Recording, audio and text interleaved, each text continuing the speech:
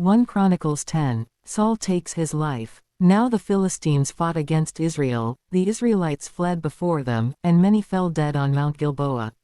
The Philistines were in hot pursuit of Saul and his sons, and they killed his sons Jonathan, Abinadab and Malchi-Shua.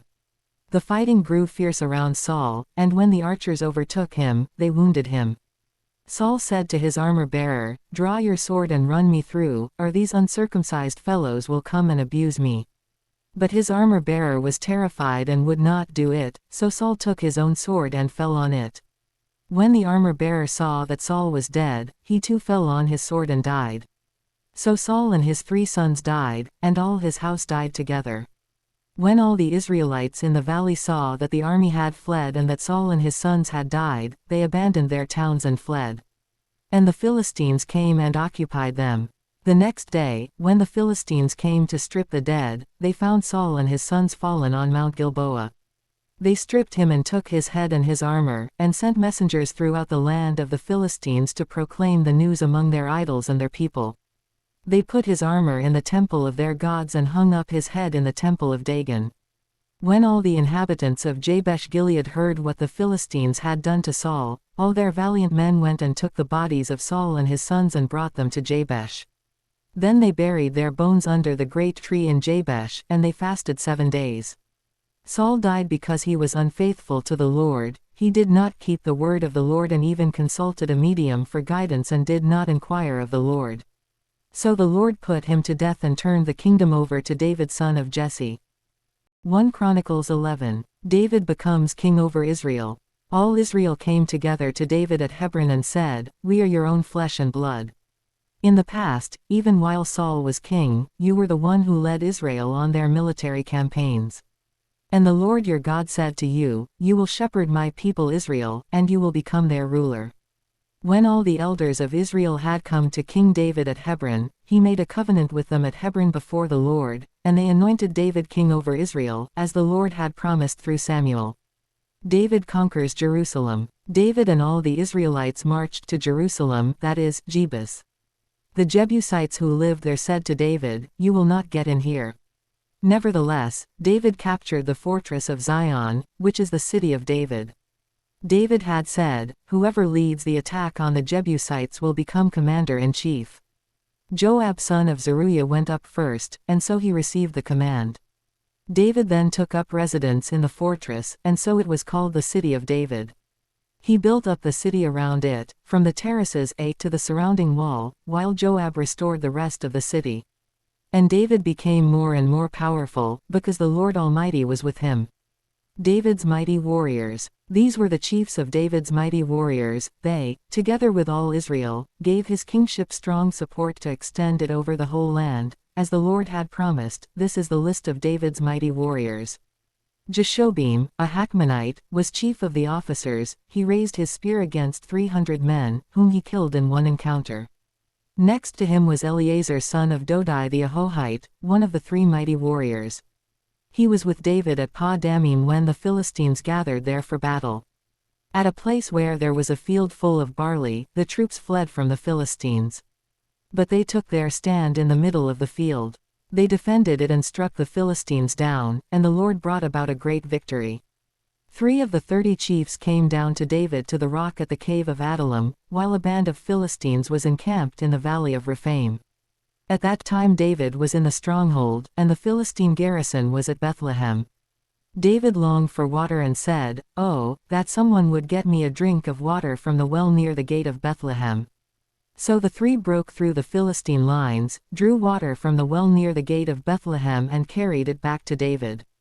But he refused to drink it. Instead, he poured it out to the Lord. "God forbid that I should do this," he said. "Should I drink the blood of these men who went at the risk of their lives?" Because they risked their lives to bring it back, David would not drink it. Such were the exploits of the 3 mighty warriors. Abishai the brother of Joab was chief of the 3. He raised his spear against 300 men, whom he killed, and so he became as famous as the 3.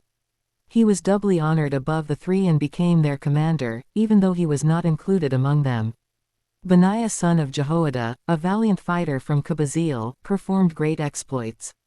He struck down Moab's 2 mightiest warriors. He also went down into a pit on a snowy day and killed a lion.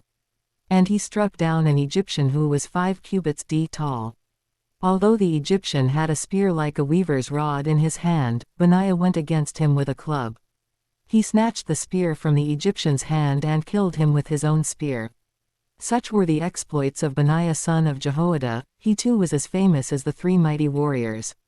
He was held in greater honor than any of the 30, but he was not included among the 3. And David put him in charge of his bodyguard.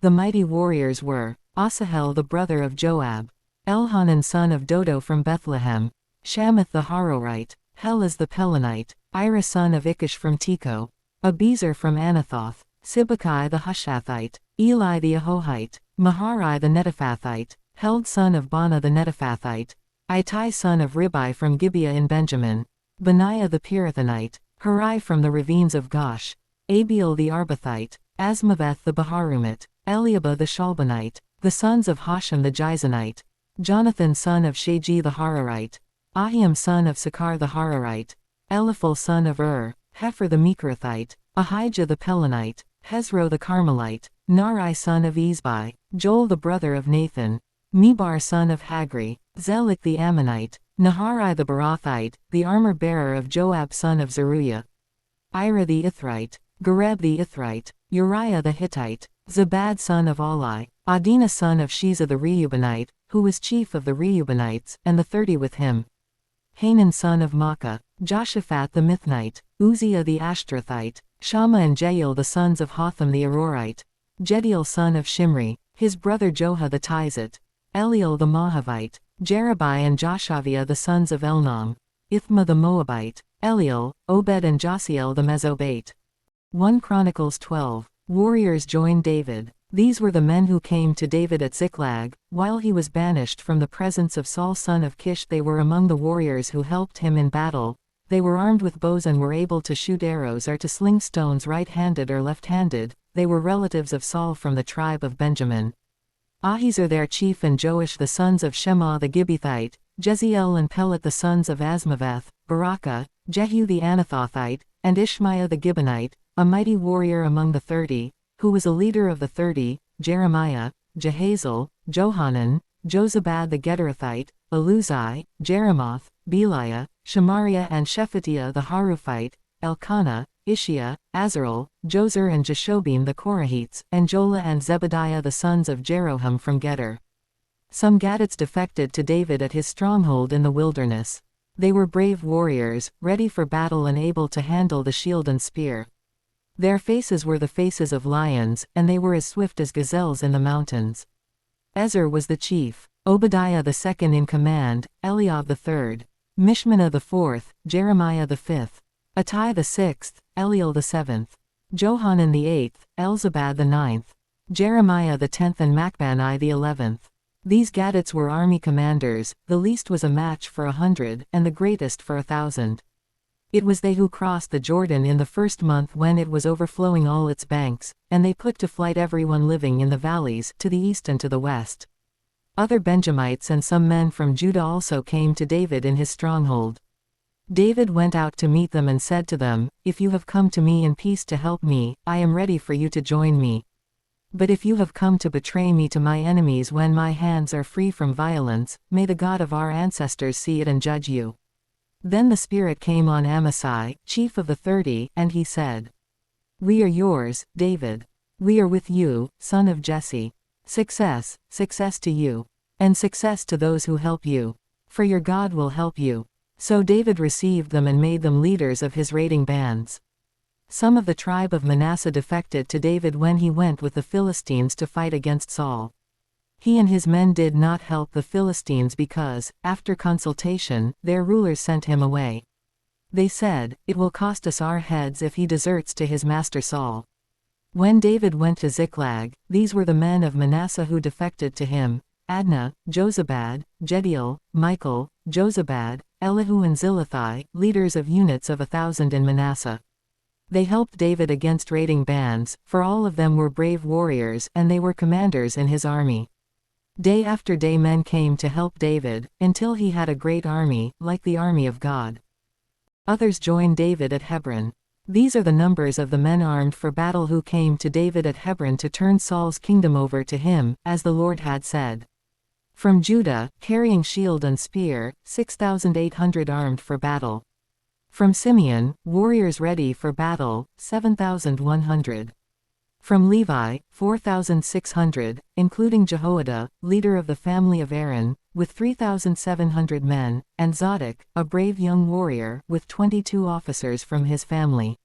From Benjamin, Saul's tribe, 3,000, most of whom had remained loyal to Saul's house until then. From Ephraim, brave warriors, famous in their own clans, 20,800. From half the tribe of Manasseh, designated by name to come and make David king, 18,000. From Issachar, men who understood the times and knew what Israel should do, 200 chiefs, with all their relatives under their command. From Zebulun, experienced soldiers prepared for battle with every type of weapon, to help David with undivided loyalty, 50,000. From Naphtali, 1,000 officers, together with 37,000 men carrying shields and spears. From Dan, ready for battle, 28,600. From Asher, experienced soldiers prepared for battle, 40,000. And from east of the Jordan, from Reuben, Gad and the half-tribe of Manasseh, armed with every type of weapon, 120,000. All these were fighting men who volunteered to serve in the ranks. They came to Hebron fully determined to make David king over all Israel. All the rest of the Israelites were also of one mind to make David king.